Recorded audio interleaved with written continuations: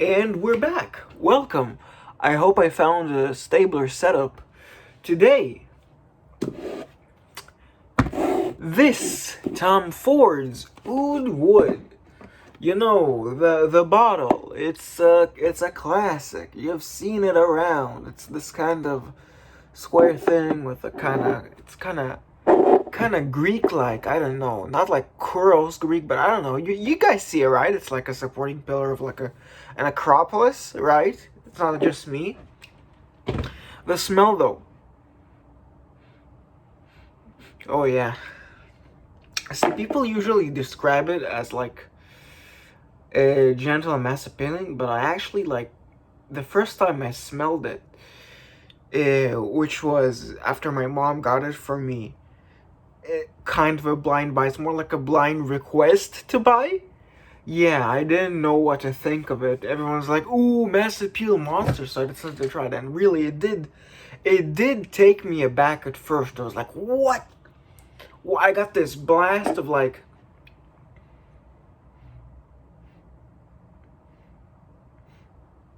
it's a creaminess for sure, but there's this like,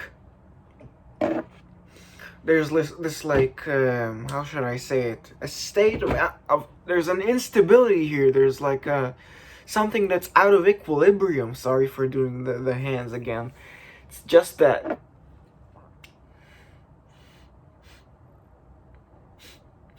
But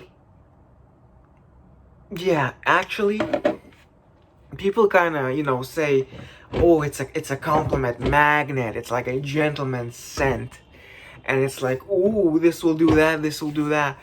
I don't care about that. I'm mostly here for the personality of the scent. And to me,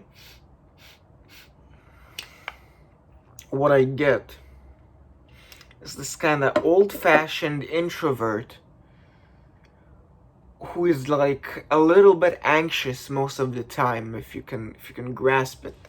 There's this little like uneasiness that I feel when I smell it. Like, sure, there's this kind of calming, like soft spice feeling, but this spice also just kind of hovers around here. Like, imagine if your smell was a field of vision, because that's how it works for me. So,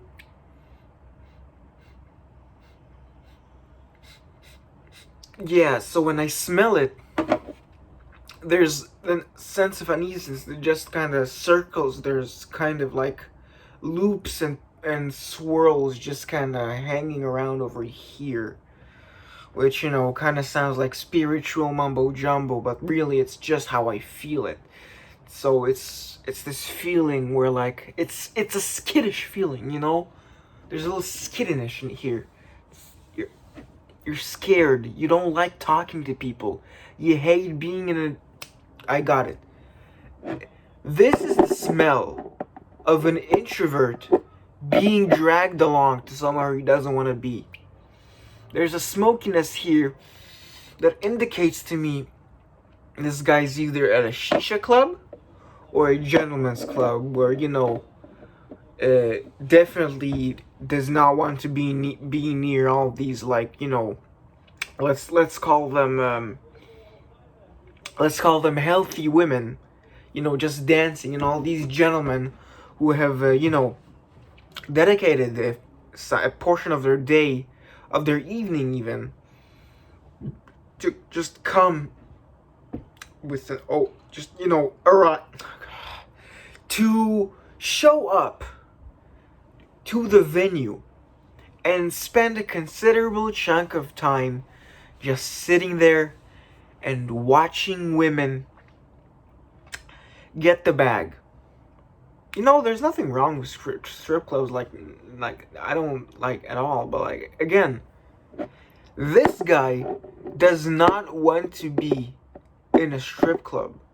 He got dragged there by his friends who, like, they kind of tease him for not being with anyone. He's like, "Come on, bro, lighten up. You need to see you need to see some breasts."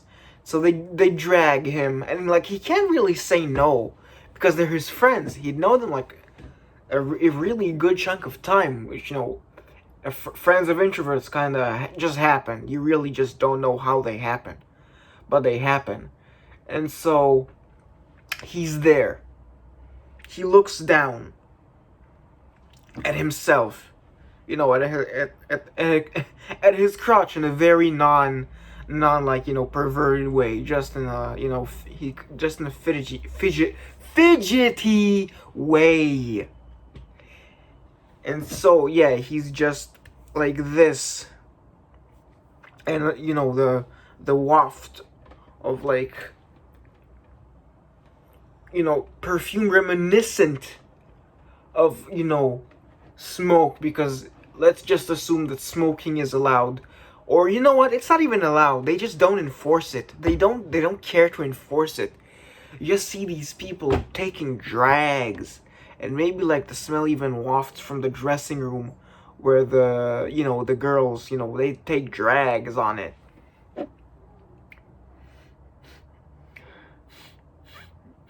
And you know, he's a heterosexual man. I have to stress this. So, you know, he can't help glancing at them, but he hates himself for it. There's this kind of self-hatred that I get from the scent. Not in the composition, but it's timidness. I get this timidness, this timorousness, you know? It's a herbivore, if you know the Japanese term for it. It's a herbivore. It's you know, it's this kind of, I hate using this term, but it's kind of an incel. Really, not in the hateful term. You know, there's a lot of, you know, that's not the first thing that pops to mind when you say image. It's this kind of, like, kind of sad, but, you know, he kind of has to accept it, kind of feeling, where he's just like, this is where I'm at.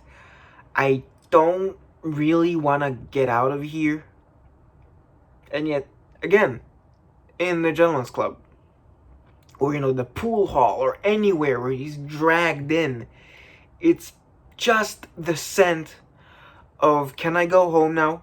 Can I go home now? Which, you know, I really do jive with that personality. But what I don't like is the little, you see here, sorry, there, the reflection makes it all clear. Oud. Zero oud, Tom Ford. I know your shtick. Why do people pay $200 and something for something that has zero fucking oud? He's insane for charging these prices. So that's why I'm saying, don't get this. Get Healy's Agarwood. Get Healy's Agarwood. It still has the vibe of an introvert.